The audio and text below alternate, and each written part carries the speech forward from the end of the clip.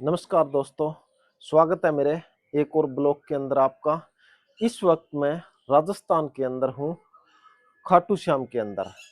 और अब यहाँ से चलते हैं, बाबा के मत्था टेकते हैं और आप लोगों को भी यहाँ पर जो आज मेला है वो दिखाते हैं और क्या कुछ है वो भी दिखाते हैं और क्या इसकी कहानी है, थोड़ा बहुत मेरे को जानकारी है वो भी मैं आपको बताता हूँ। तो आपको लेकर के चलता हूँ और इस जगह पर मैं रुका हूँ वो भी मैं आपको दिखाता हूँ। ये वो जगह है जहां पर मैं रुका हूँ। ऊपर से ऐसी नजर आती है और बाहर से कुछ ऐसा नजारा है खाटू श्याम का। इस तरह से है दोस्तों। अब चलते हैं मंदिर में और आगे की दोस्तों अब मैं रूम से आ चुका हूँ। अब मंदिर चलते हैं और बाबा के मत्था टेकते हैं और आपको भी दिखाता हूँ मंदिर कैसा है। आप बने रहिए मेरे साथ। और ऐसा है कुछ यहाँ का नजारा।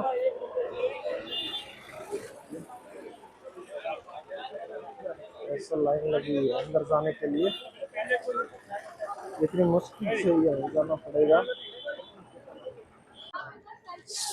श्याम मंदिर मार्ग। अब सही रास्ते पर आए हैं दोस्तों। पता नहीं उस ऑटो वाले ने मुझे कहाँ पर छोड़ दिया था। हम तो गोल गोल गोल गोल घूमते घूमते काफी टाइम हो गया और अब शायद यही लाइन है। लाइन लगी हुई है लंबी, इसके अंदर चलते हैं, इधर से चलते हैं और बाबा के दर्शन करते हैं। अब सही जगह पर आए हैं दोस्तों, चलते हैं आगे। बने रहिए आप मेरे साथ, दिखाता हूँ मैं आप लोगों को कैसा उत्साह है लोगों का यहाँ पर। तो दोस्तों आपको अगर मैं पीछे दिखाऊं तो ढोल नगारों से यात्रियों का स्वागत किया जा रहा है और बाबा के भक्त हैं वो चले आ रहे हैं। आगे कुछ दिखाऊं तो इस तरह से है, काफी लंबी लाइन है और लंबी लाइन से ही होकर के जाना पड़ेगा हमें, इस तरह से ही।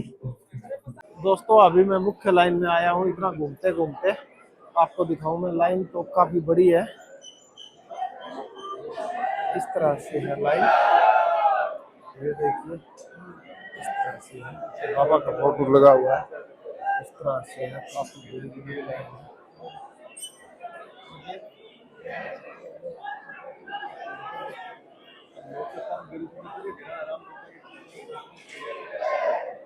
दोस्तों अगर मैं बताऊं तो लाइन रुक सी गई है क्योंकि भीड़ थोड़ी ज्यादा है। आपको मैं बताऊं तो पीछे कुछ इस तरह से है और आगे अगर मैं आपको दिखाऊं तो इस तरह से है।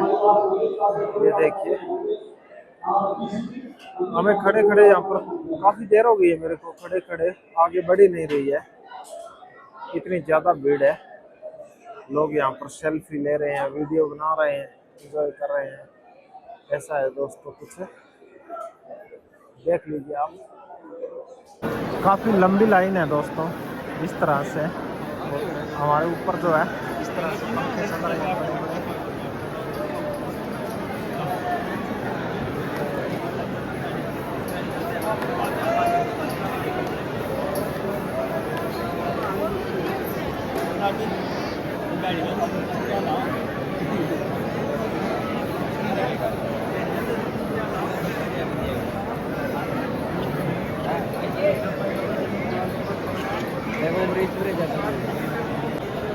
दोस्तों थोड़ा और आगे आते ही दो तरफ लाइन हो जाती है, एक इस तरफ चली जाती है और कुछ लाइनों को इस तरफ कर दिया जाता है क्योंकि भीड़ ज़्यादा है इसलिए दोनों तरफ से। और शायद मंदिर ये है, मंदिर आ गया है, बाबा के दर्शन कर लो आप, मैं भी करता हूँ दर्शन।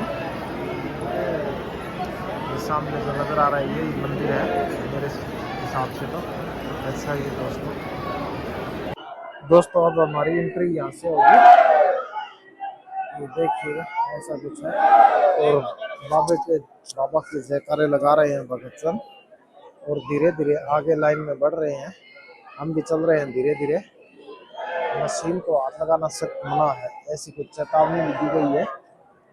ऐसे चलते हैं और आगे मैं आपको बताऊं तो वो फुहारे लगा रखे हैं शायद टेम्परेचर को मेंटेन रखने के लिए, क्योंकि टेम्परेचर कभी कभी ज़्यादा हो जाता है। राजस्थान में गर्मी वैसे भी ज़्यादा होती है इसलिए। और ये सामने देखिए आप, ये मंदिर आ गया है। मंदिर में इतनी भक्तों की भीड़ है, इतनी इस तरफ है, इतनी उस तरफ है।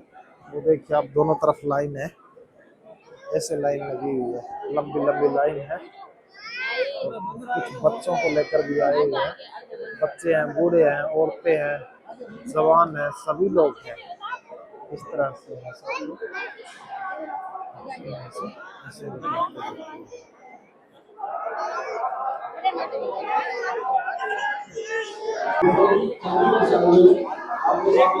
दोस्तों मैं बताऊं, आगे आते ही कुछ इस तरह से है, ये इस तरह से फुहारे चलते हैं धीमे धीमे। ऊपर ये बड़ा सा पंखा है, और मैं बताऊं यहाँ पर आते ही ठंडा ठंडा मौसम हो गया है, बिल्कुल ठंडक सी है। और ये हमारी लाइन है, ये भी 5-10 लाइन है ऐसे, और एक वो सामने भी लाइन है, आप देख रहे हैं बहुत ज्यादा भीड़ है। और बाबा के भक्त है, वो सामने मंदिर नजर आ रहा है मेरे को, आपको पता नहीं नजर आ रहा है कि नहीं नजर आ रहा है, आपको मैं दिखाऊंगा, बाबा के दर्शन भी कराऊंगा, बने रहिए आप मेरे साथ। जैसे जैसे पास में आते हैं दोस्तों, ऐसे है बाबा का मंदिर, और सामने लिखा हुआ है जय खाटू नरेश की, ऐसा है राजस्थान में। और भीड़ आपको दिखाऊं तो दोस्तों कुछ इस तरह से है, ऐसा है दोस्तों। दोस्तों बाबा का दरबार जो है इतना सुंदर है, आप देख लीजिए सामने आपको नजर आ रहा है, चांदी की परत चढ़ी हुई है मंदिर के ऊपर, इतना सुंदर है। इतनी भक्तों की यहाँ पर इतनी ज्यादा भीड़ है, ये देखिए दोनों तरफ इस तरह लिखा हुआ है जय श्री श्याम बाबा, इस तरह से है दोस्तों। मेन वो है, वो नजर आ रहा है वो, बाकी सभी लोग उधर ही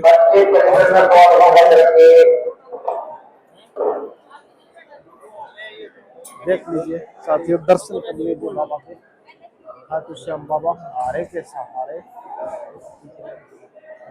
शिक्षक कैसी है इसकी,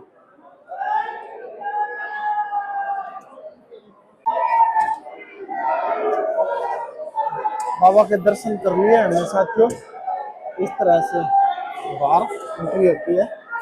और ये इधर नारियल वगैरह चढ़ाते हैं लोग, ऐसा है।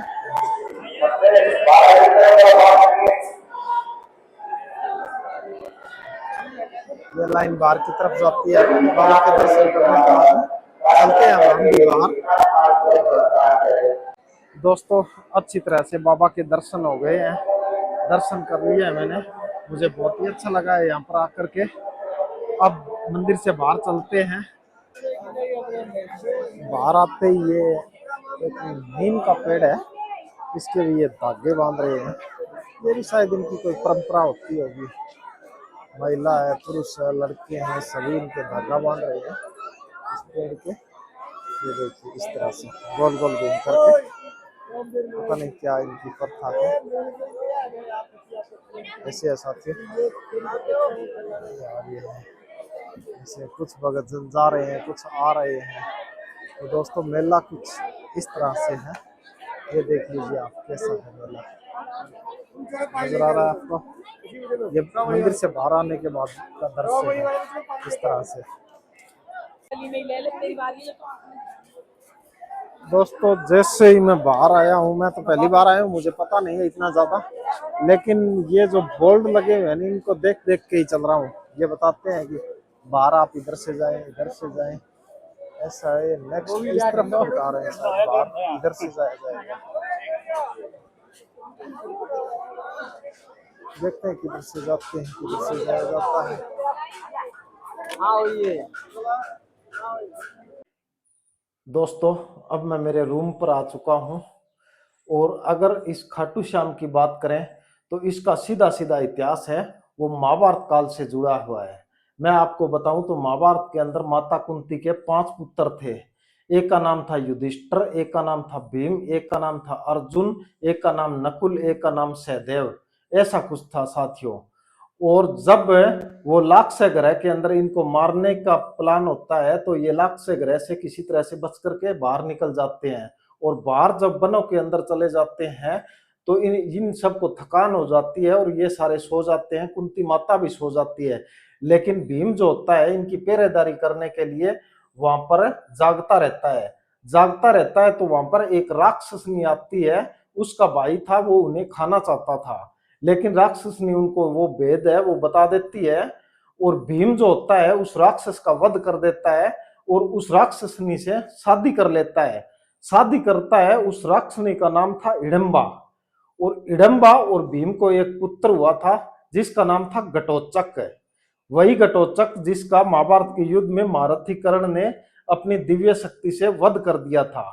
तो घटोत्कच का पुत्र था प्रवरिक, और प्रवरिक जो था वो मानव भी था, दानव भी था, ऐसा कुछ था। तो उसकी शक्तियां बहुत ज्यादा थी। ये शक्तियां जब कृष्ण भगवान ने देखी तो कृष्ण भगवान ने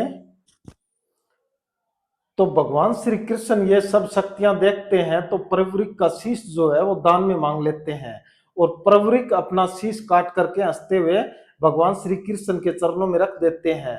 यह देख करके भगवान श्री कृष्ण उन्हें आशीर्वाद देते हैं कि कलयुग में तुम पूजे जाओगे, यानी कि तुम्हारे द्वारे पर जो भी आएगा उसका तुम सहारा बनोगे। इसलिए यहाँ पर जो कोई भी हारा हुआ मनुष्य अगर इसके दरबार में आता है तो वो भी सहारा पाता है, इसलिए इसे बोले जाता है हारे का सहारा।